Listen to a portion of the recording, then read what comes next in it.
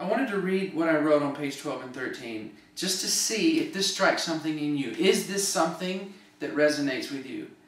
Are you someone who's been in the world's largest stage but doesn't know what key you're singing in?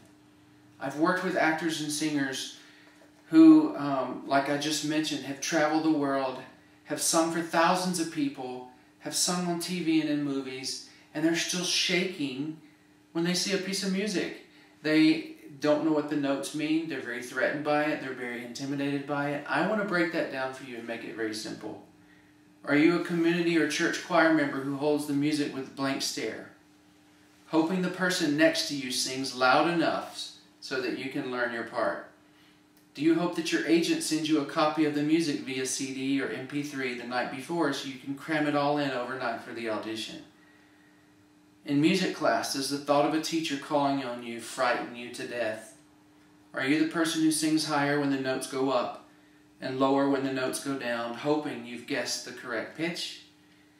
If you've answered yes to any or all of these questions, then you are in the right place, and you should know that you are not alone. So you're watching the right video. As I write this, I'm thinking of how many books are out there about theory. So what's different? What's different about this one? What's different about this sight singing course? Through my 25 years of teaching music theory, I've seen that the biggest obstacle for people learning to read music is too much information. If you take a theory class in college, you'll study everything from modes to 12-tone serialism.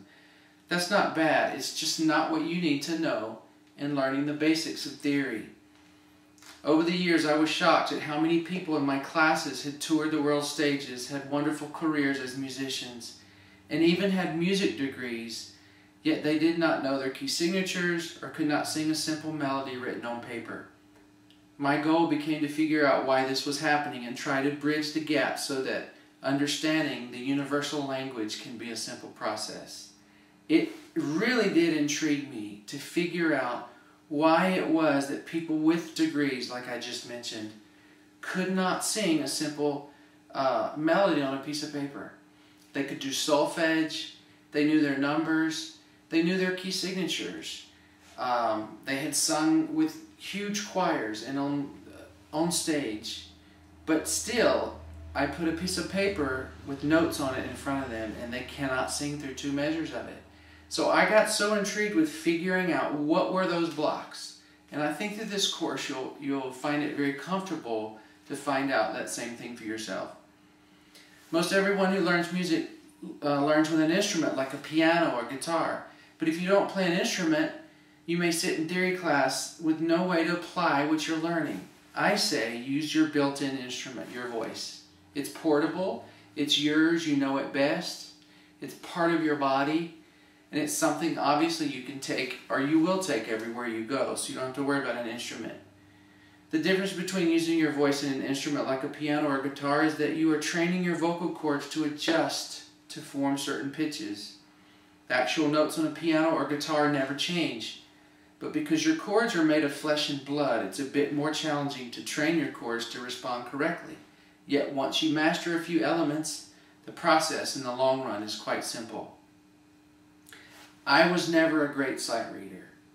In fact, it was hard for me to learn to read because I relied on my ear and was often disgusted at the thought of practicing music theory. My instructor in college would play a Chopin piece, and as long as I could hear it, I could play it. He quickly figured me out and stopped playing it and forced me to learn how to sight read. I, as with you, have gotten frustrated and finally figured it out that it needs to be boiled down to the very basics, almost like elementary school. I do want to say this, there are exceptions. There are exceptions to every rule. There are exceptions to everything I will say. In other words, I've boiled everything down to 7 points, and all the 7 points have 7 small sections. Obviously, there are more than 7 kinds of notes because you can break a note down into 32nds and 64ths and just keep getting it smaller and smaller. But in general, for the basic rule, there are 7 that we're going to work with. So yes, there are always exceptions to things that I will say, but I try to make it for you to have a tool that you can grasp and something you can start and work from as a foundation. It's funny to me, Webster's Dictionary defines music as any agreeable sound. This has always been funny to me. If we agree that it's music, then so be it. And if we agree that it's not music, then that's our choice. Please take the time to go through these 7 steps in this book called A Singer's First Step to Fluency.